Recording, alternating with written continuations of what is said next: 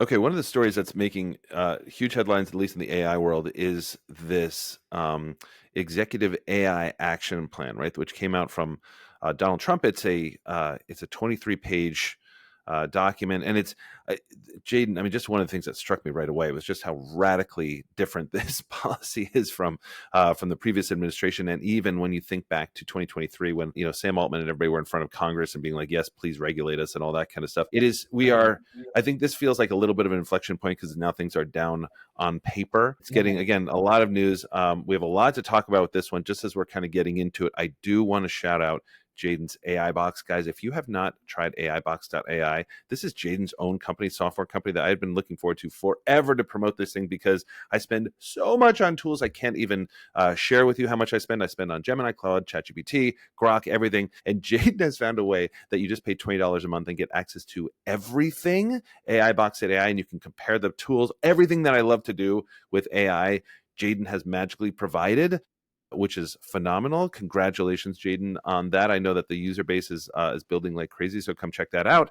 But Jaeden, on this AI action plan, you and I were sort of like talking about this online. Like I know you had done a ton of reading on this as well. I'd done a ton of like really cool reading on this as well. What struck you about it? What's interesting? How you feeling about it? What do you think? Yeah. Okay. So like overall, I think that it's in a pretty good direction, especially where we are geopolitically with competition in China, et cetera, et Right. cetera. Now I know, of course, like everyone's got their political opinions, and I don't know some people never want to credit anything to Trump. What I will say on this is I'm really excited about the AI team and some of the policy coming out. So if for anyone that's big into podcasting, you'll know that the All In podcast, one of the co-hosts of it was David Sachs, and he got called essentially to be head of the AI or crypto czar for US and for policy and stuff. So he's really the one leading the way. So if you don't want to give Trump any flowers on this, you point it towards David Sachs, who's been, I think, probably spearheading a lot of this stuff. Trump is not an AI expert, but I think he conceptually understands a bunch of things here. What I think I'm excited about, number one, is a really big focus on energy being part of the problem that needs to be solved beyond just AI. Like, I think it would be an absolute massive misstep if the government didn't put a huge focus on that. We see like OpenAI is doing this $500 billion data center with Oracle and SoftBank. Like the size is just these colossal projects. And if we don't have the energy to support them, we're going to be in big trouble. And I think for people on, people that are really big on environmental things, this is a big area to focus on, like how do we actually expedite environmental clean energy? I would point towards nuclear, other things like that. So in any case, the policy really kind of, I think, heavily focused on that. Of course, what grabbed the headlines. So if you're over on TechCrunch and you're reading the headlines, there's going to be Trump's anti-woke AI order could reshape how US tech companies train their models. And so I think that's kind of like the big thing that got a lot of headlines. There was a lot of useful things in there.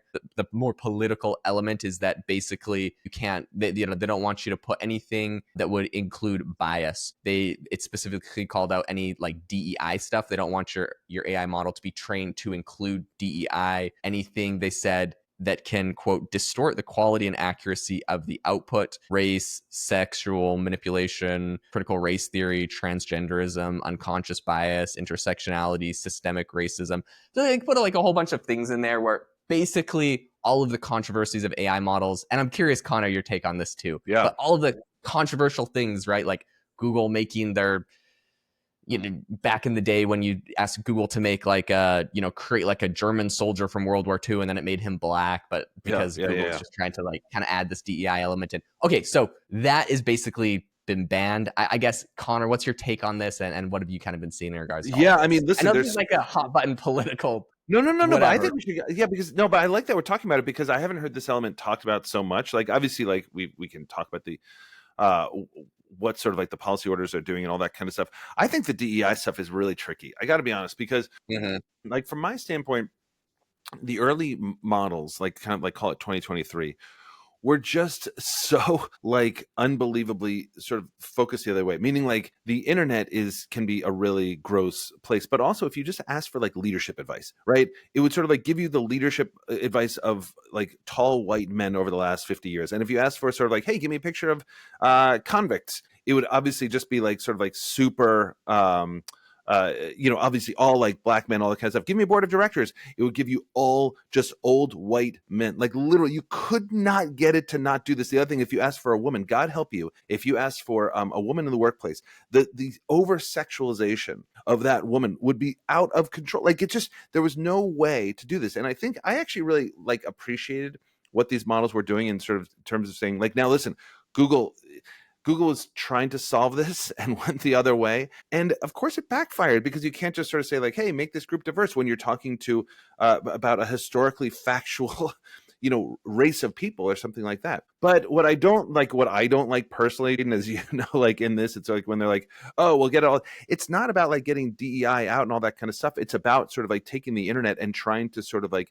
capture where we are today in 2025 for a very diverse audience that's using this. Because if you just sort of like do like what the algorithm has pushed through the internet, of course it's going to be like all white men's advice, and of course all convict pictures are going to be black men, and of course because there's just a ton of bias in the system. So obviously, sort of like politics aside and all that kind of stuff, there has to be a balance, because you can't just sort of say like program every image generator to sort of like be diverse in every setting, because then you have like the young Filipino woman as a Nazi soldier in 1942. It doesn't make any sense. But so that's interesting, sort of like it kind of like bleeds into the politics of it. That's where I would love sort of like the administration to just kind of like stay out, because the models I think are going to like basically figure this out for themselves, because they get so much bad backlash when there's like a young Filipino woman as a Nazi soldier. But I do think I will just say this on this, I think it's hard. I think it's hard to sort of like get it right, and anybody that just says like, well, how do we weed out the bias? I'm like, man, you tell me. Like, this is like, how do you do it out of humanity? But so the fact that that's kind of like built into this thing, luckily, I think it's a pretty small aspect of this whole thing. To me, the much bigger thing is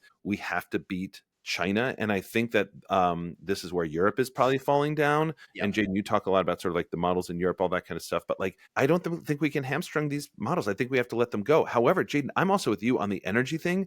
This is my super optimistic take on this, Jaeden. So you sort of like correct me where I'm going wrong. But yes, does it have the potential to kill the environment? 100%. It just does. However, do I also think that this is the way that we're going to probably solve the environmental crisis? I really do, through AI. But I don't know. Maybe that's me just being too optimistic. Yeah, no, I mean, I think it's interesting.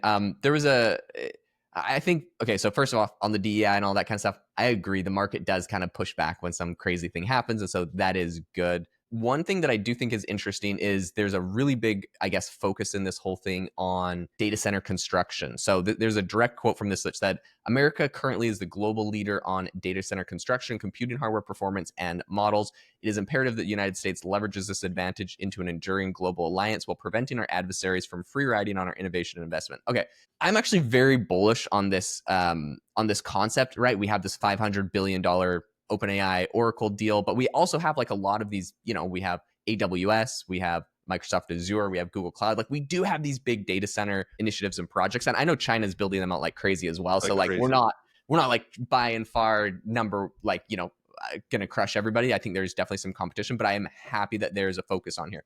I want to run through some of the other things in the bill really quick, just so you guys get like a general overview, and maybe we could pick a couple more like specific ones. Number one is deregulation and bringing back the AI moratorium. So basically the Senate removed a really controversial kind of provision in the bill that would basically bar states from regulating AI for about 10 years. So they're like, we just want this federal government. States can't do it. That's still... So that was the goal. It got pulled out so states can, but I think Trump's still trying to fight that. So there's a whole thing about that. One is cutting a lot of red tape around data centers, right? So beyond just saying like, hey, data centers, we need more of them. They're basically saying like, we need to fast track the approval of all of these things. All people have all sorts of opinions on that, but that's one thing. Of course, the unbiased AI, encouraging an open approach to AI, I think is a really interesting thing here. A lot of people, are kind of concerned that like, for example, Meta's Llama model, they're like, well, that's what DeepSeek used to kind of like jumpstart and become huge. And so they're like concerned about that. But I think that it's something that they're encouraging to continue doing a lot more open source things, which is fantastic. And I think the bill got criticized by a lot of people, or Trump's kind of stance on AI and safety. And I'd say like Trump's stance, like Trump knows anything about AI and safety. Like we're the people around tomorrow.